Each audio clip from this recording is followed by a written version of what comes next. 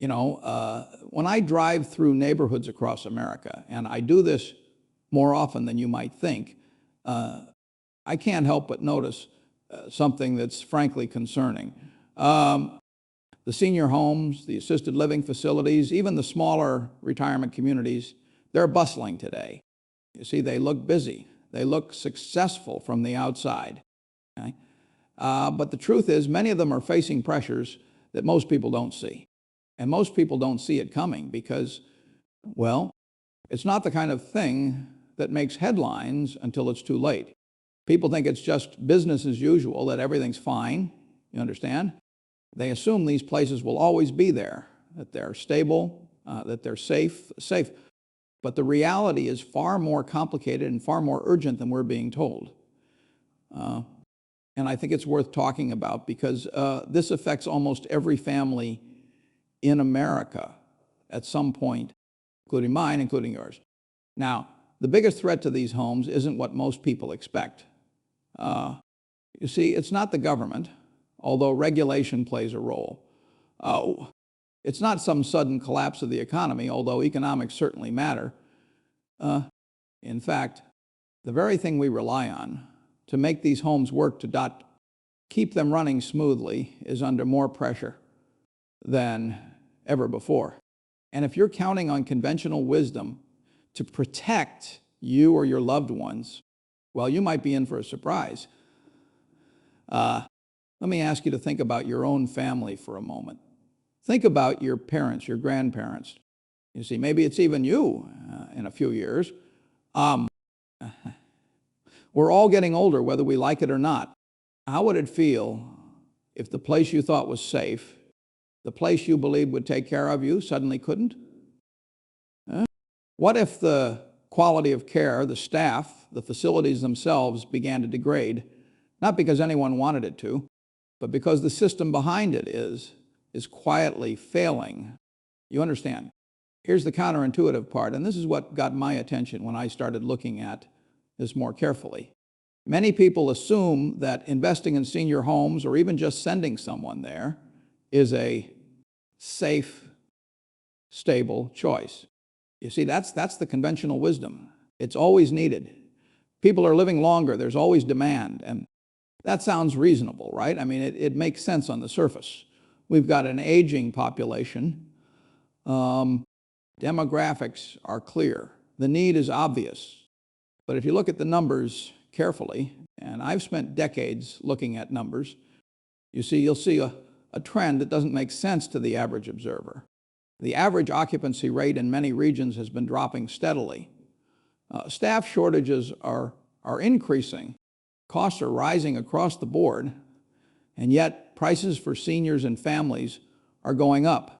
You understand, it's a perfect storm that most people ignore because it doesn't happen overnight. It's gradual. It's quiet, but it is happening.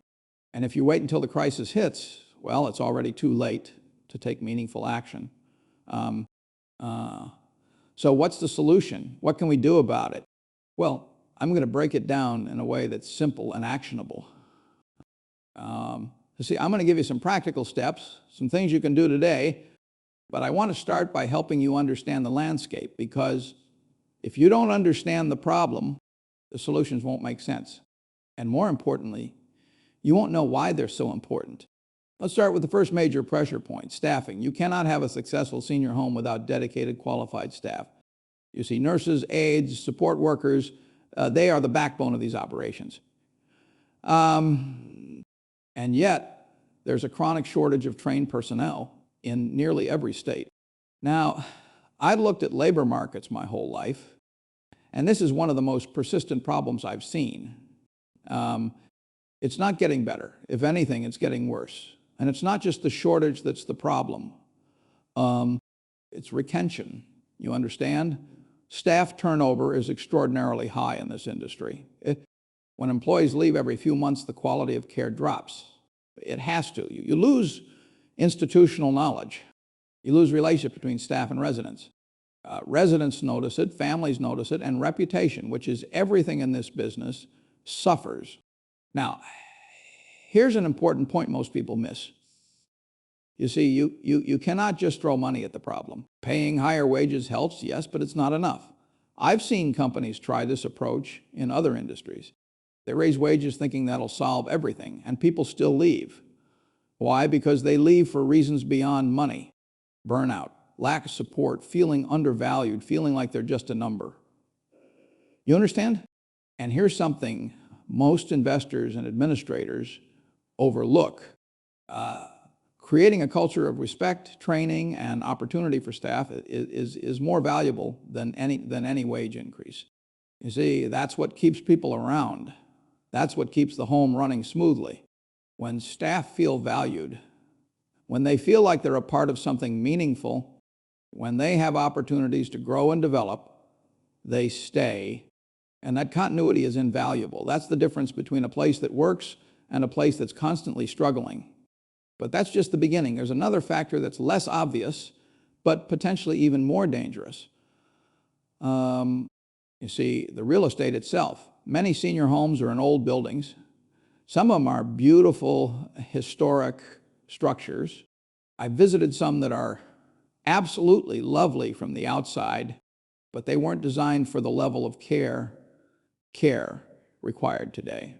The regulations have changed. The standards have changed. What was acceptable years ago isn't acceptable now. You understand? Retrofitting these buildings is expensive, very expensive. You're talking about accessibility modifications, safety upgrades, technology, infrastructure.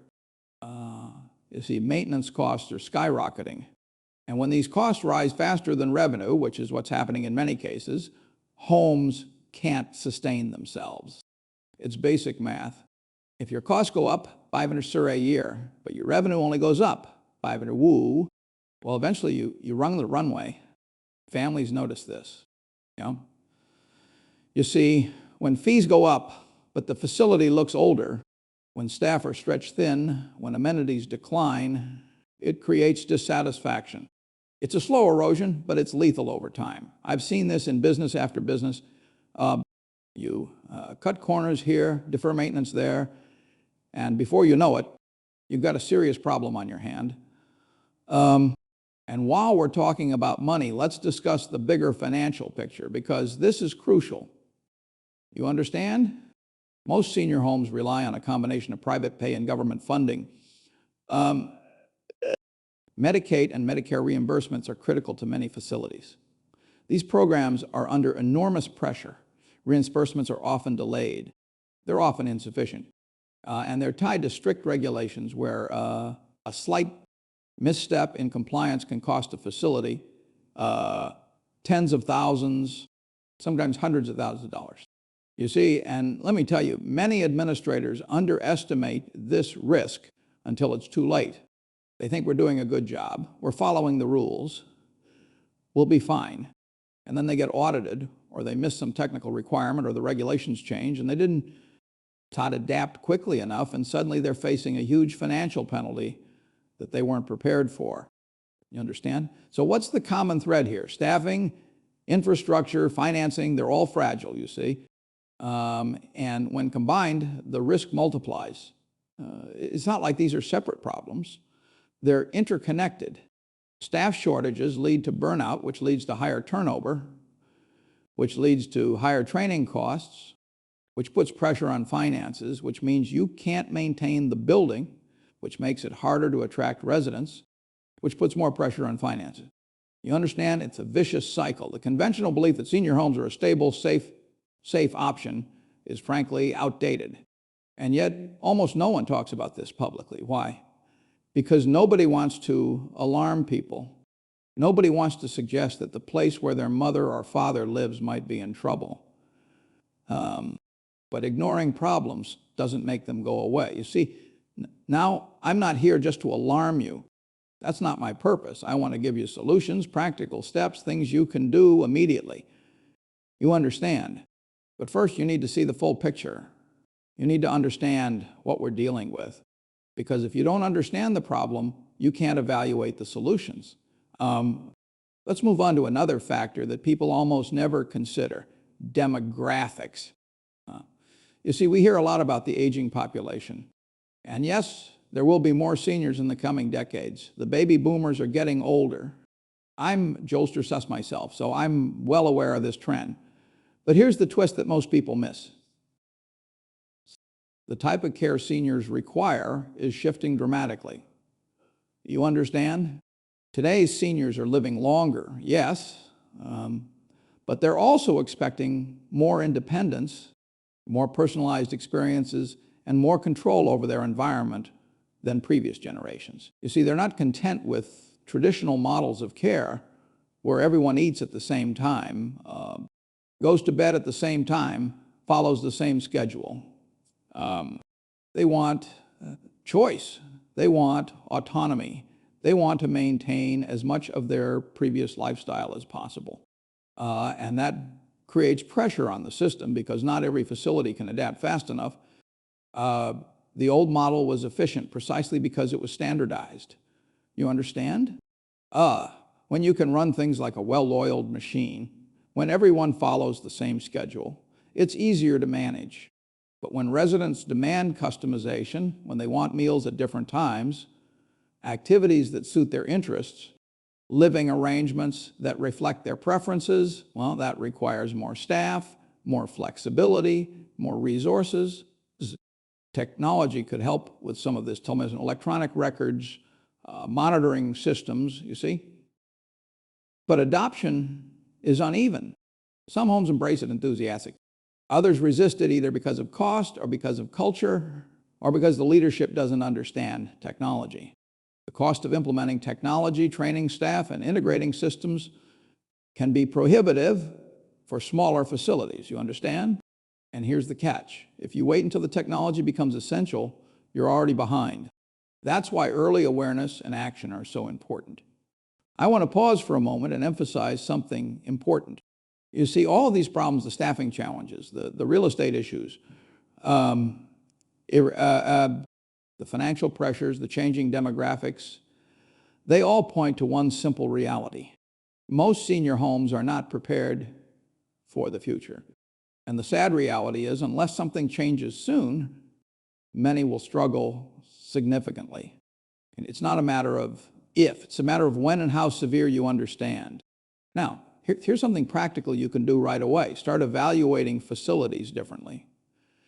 You see, don't just look at location or appearance, although those matter. Ask about staff turnover rates. Ask specifically, what's your annual turnover rate among nurses and aides? If they won't tell you, that's a red flag right there. Ask about their long-term maintenance plans. What major renovations or upgrades do you have planned in the next few years? Ask about their approach to technology. How are you using technology to improve care and efficiency? Ask about how they handle funding shortfalls. You see, what happens if Medicare reimbursements are delayed? Do you have reserves? How many months of operating expenses do you keep in reserve? These are questions that serious investors would ask, and you should ask them too. And if they don't have clear answers, that's a warning sign.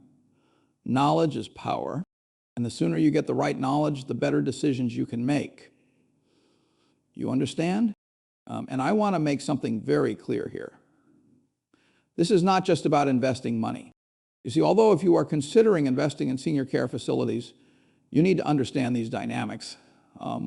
But more importantly, this is about protecting quality of life, dignity, and independence. These are human lives. We're talking about your mother, your father, your grandparents, eventually maybe you. You understand? And when the system fails, the consequences are serious, not just financially, but emotionally, mentally, and physically for seniors and their families. Now, let me talk about something that might surprise you about government regulation. You see, many people think the government is the ultimate safeguard, that regulations keep homes accountable and residents safe. Well, yes and no. Regulations are important. I'm not anti-regulation. Good regulations serve important purposes, but they're reactive, not proactive. You understand? And often they create paperwork and bureaucracy that consumes valuable resources without actually improving care. Some facilities comply in form, but fail in substance. They check all the boxes on paper, but the actual care being provided isn't what it should be. You see, that's a problem. And here's a point that may surprise you. Sometimes smaller, locally managed homes can provide better care than larger corporate chains precisely because they're nimble. They can respond quickly to individual needs. They can adapt to new demands. They can create a sense of community that large facilities struggle to replicate. You understand? So bigger is not always better. In fact, in my experience in business, the biggest organizations often become the most bureaucratic, the most inflexible, the least responsive to individual needs. You see, there are exceptions, of course, but as a general principle, size doesn't automatically equal quality in senior care. But we're building a picture here, and it's important you see it clearly. To understand staff shortages, aging infrastructure, financial pressure, changing demographics, regulatory gaps, these are all stress points. And here's the thing that makes this particularly dangerous. They compound. When one fails, it affects the others. That's why it's not just one factor that threatens these homes. It's the combination, the perfect storm. And it's approaching faster than most people realize. Now, before we talk about solutions, let's discuss another aspect that's rarely talked about. The mindset of administrators. You see, in many cases, the people running these homes are dedicated and hardworking. I've met many of them. They care deeply about their residents, but they're often focused on day-to-day survival. They're putting out fires, dealing with immediate crises, managing staff issues, handling family complaints. You understand? They're not planning strategically for the future. And when survival takes precedence over innovation, when you're always in crisis mode, long-term viability suffers. You see, it's like running a business where you're so focused on this quarter. S numbers that you forget to invest in next year's product development. Eventually, that catches up with you. And yet, there is hope. Facilities that take a proactive approach, that think ahead, that implement even a few strategic changes can thrive even in a challenging environment. You understand? And that's important to remember. This isn't inevitable decline. This is a problem that can be addressed, but it requires foresight, planning, and action. Let me paint you a picture for a moment. Imagine a senior home where staff are happy, where they feel valued and respected. You see, where residents are thriving, engaged in activities they enjoy, maintaining relationships, preserving their dignity, where costs are manageable because the facility planned ahead, maintained their infrastructure, adopted technology early, where the finances are stable because they diversified their revenue streams and built up reserves. Imagine that home being the standard, not the exception. You understand? It's possible. It's absolutely possible, but only if people act wisely and act early. Right? And that's the message I want you to take away from this. Awareness is everything. Understanding the risks, understanding the pressures, seeing the gaps that most people overlook. And that's the first step to protecting your family or your investments. You see, now let's get into what you can actually do, because awareness alone isn't enough. You understand? Knowledge without action doesn't protect you or your family. So let's talk about strategies that are both simple and powerful. First, let's revisit the staffing issue more deeply. I mentioned that money alone isn't enough, you see. So what works? Communication and respect. If you're evaluating a facility, ask how staff are trained, not just initial training, but ongoing education.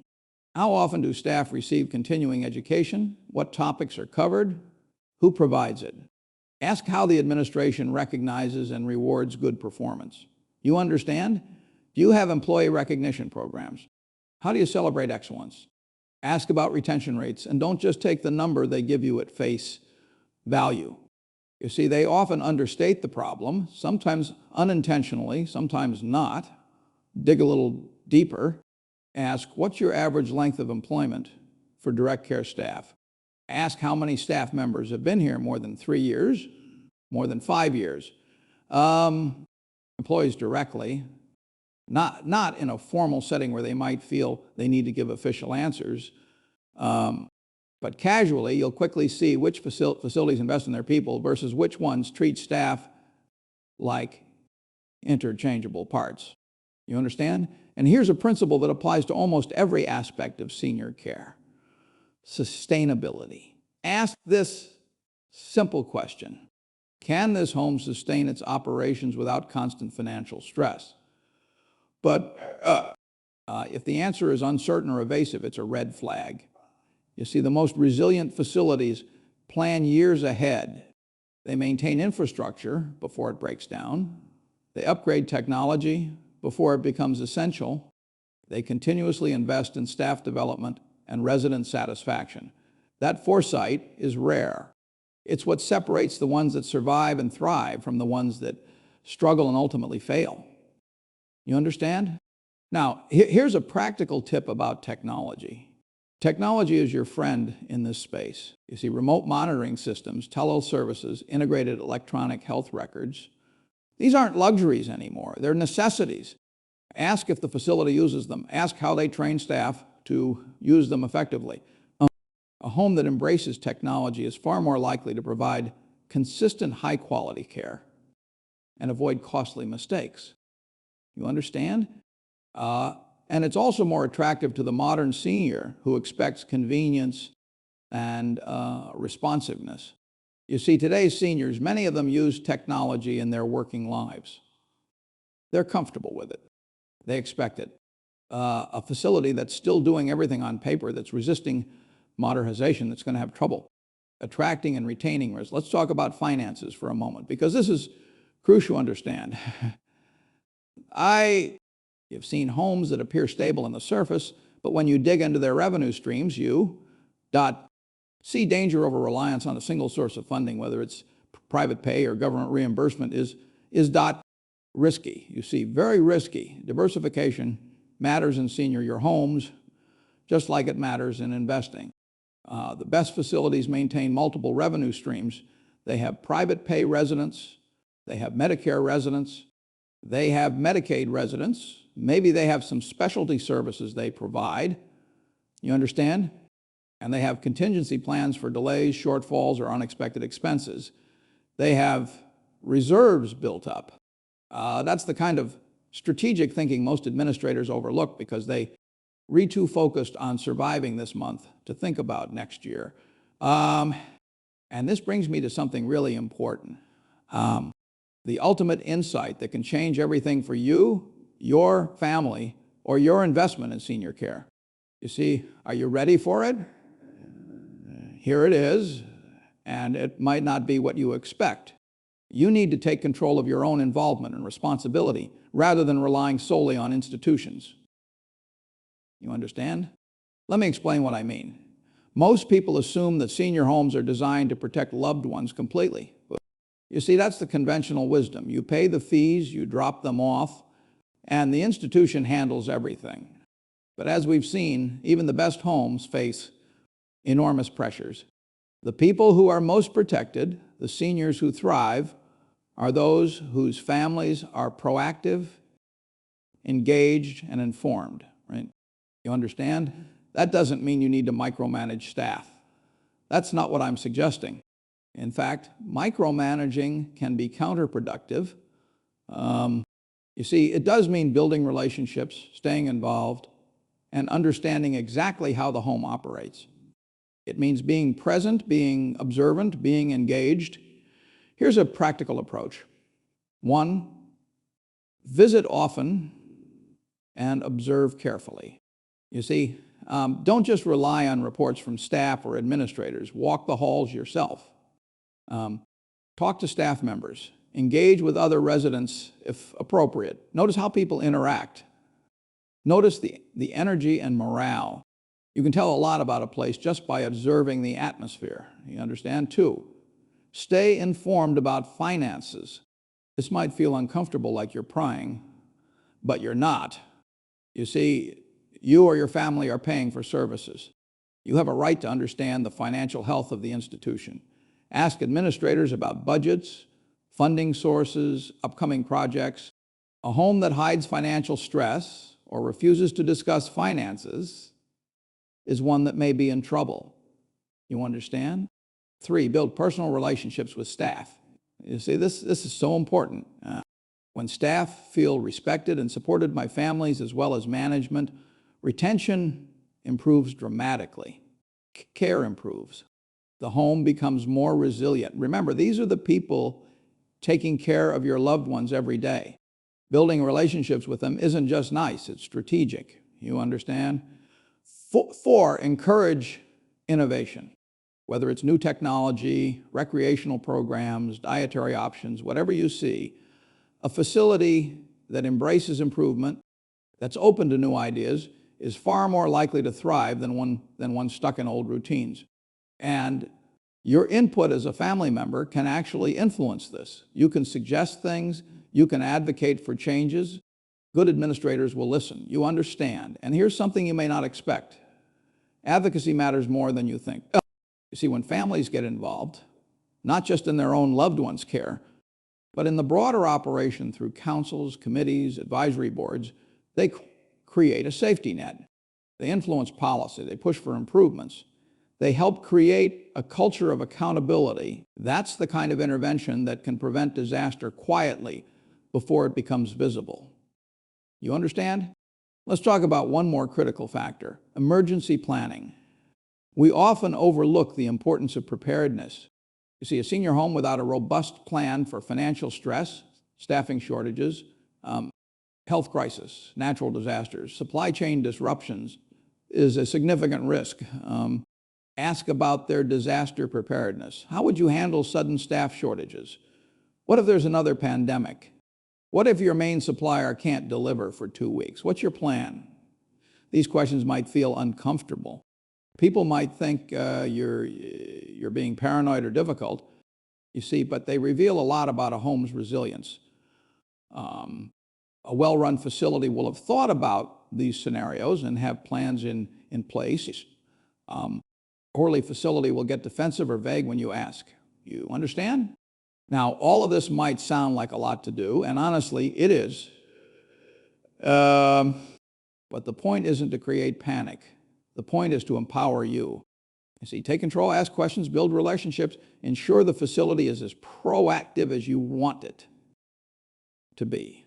Knowledge, engagement, and foresight are your best tools, and they don't cost anything except time and attention. You understand?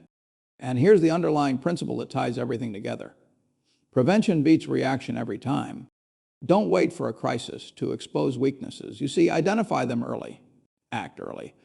And when you do, you create a buffer against the systemic pressures that threaten senior homes. You're not just protecting your loved one, you're strengthening the entire institution. You understand? Let me share a simple yet powerful method I've seen work again and again. I call it the triple check approach. You see, 1, check the environment. Is the facility clean, safe, and well maintained? Are residents active, engaged, and cared for? Do they seem happy or at least content? Can you see evidence of activity, socialization, quality of life? 2, check the staff. Are turnover rates reasonable? In this industry, some turnover is inevitable, but it shouldn't be excessive. You see, are staff trained, happy, and respected? Do they communicate openly with families? Do they seem rushed and stressed, or do they have time to actually care for residents properly? You understand? 3, check the finances. Are budgets balanced? Are contingency plans in place? Are multiple revenue sources secured?